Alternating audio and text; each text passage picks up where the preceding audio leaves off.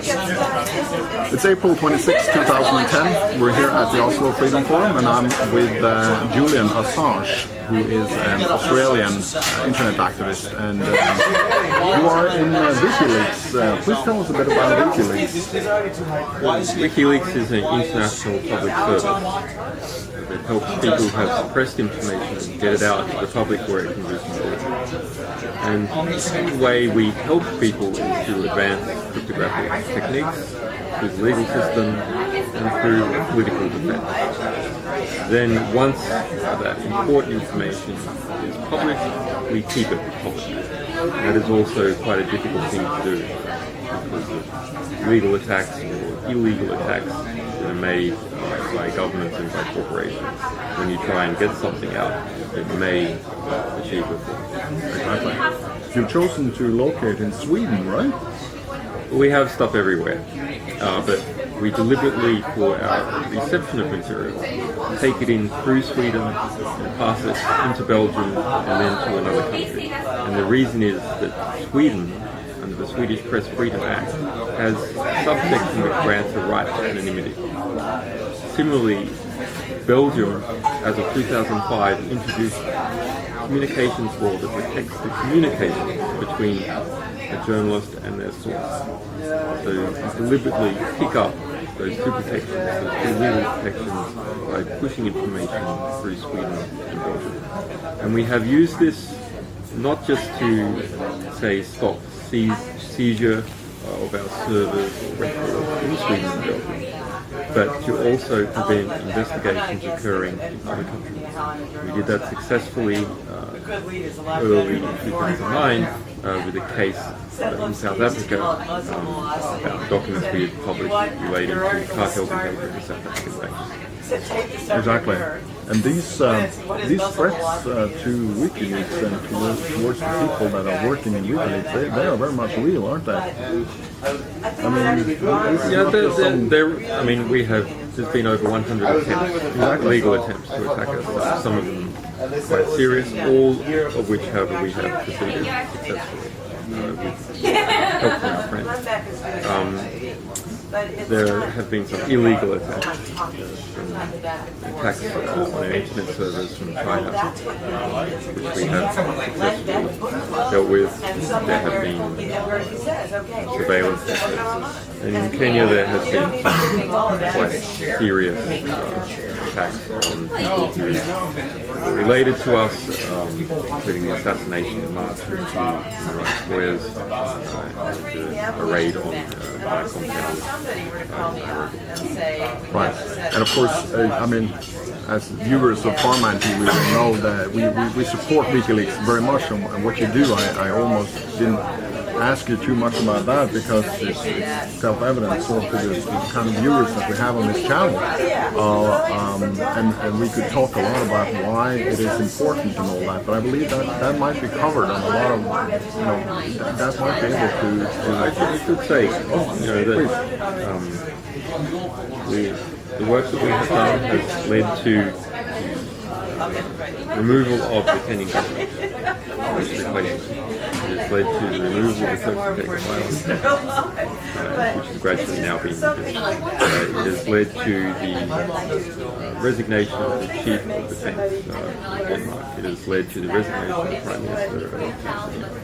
These are concrete outcomes, and along with those, there's a spectrum of other outcomes that are not as concrete that no investigation started. Proposed legislative reforms going ahead, and to some degree WikiLeaks is the world's first free press, world's first truly free press. So for everything but for the material that is in the greatest need of a free press, material which is other people cannot cover. So we are the sort of publisher of the last resort for journalists and whistleblowers who are trying to get it. And that's something that is new. We've never really seen a free press before that's managed to stay up for more than a small period. And we are seeing a lot of beneficial reforms that are coming about by having a free press. There's no place in the world that is suffering presently from too much free press. Important thing to understand. And there's debates about how free the press should be. There is nowhere in the world that is suffering from having too free. Is there the ideology behind WikiLeaks is just to enable transparency, or is there more of a thought behind it than that? There is. Our goal is justice. The goal is to have a just civilization. It's our sort of personally motivating goal. And the method is transparency. It's important not to confuse the method with the goal. But nonetheless, we believe that's an excellent method. Gaining justice with transparency. So it's not only a good way of doing that, but it's also a way of not making too many mistakes along the way, not fooling yourself along the way. And we also have a trans-political ideology. It's not right, it's not left, it's about understanding. So before you can give any program about how to deal with the world, how to put the civil into civilization, how to gain things for your people, before you can have that program, first you have to understand what is actually going on. How does the world actually work? How do human civilizations, institutions actually work? What are they doing?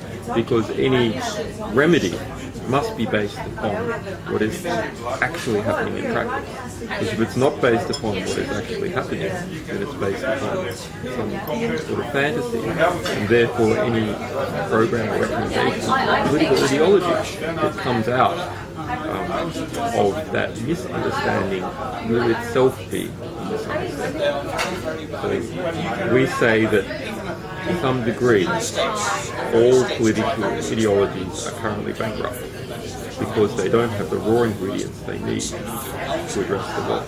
The raw ingredients is understanding what is actually happening.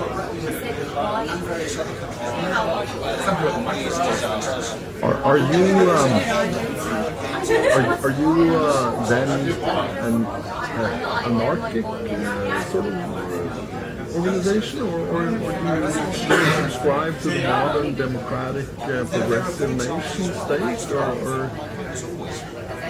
Really, our belief is more fundamental. It doesn't matter what your ideology is, political persuasion. It can't go anywhere good unless you know what is actually going on. If you're trying to sail to a destination and you don't have a map, you cannot get there. You'll be adrift in the political landscape, adrift in history. So first thing for any political ideology is to understand what is actually going on. And then maybe you have a hope of getting there and charting a course. But you've got to have a map first. So we want to build the map. And of course, we do have some good information in this, our intellectual heritage. We do have some good information about science. The weather is, about how to construct wood, how to grow forests. And we have some good information. But that part of the intellectual sphere is already well maintained. The economic forces behind maintaining it, or it's easy to maintain. There's no one trying to stop it.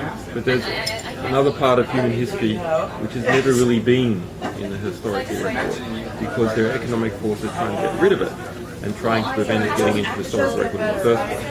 And that is all the information about how organizations work from the inside. That's not in the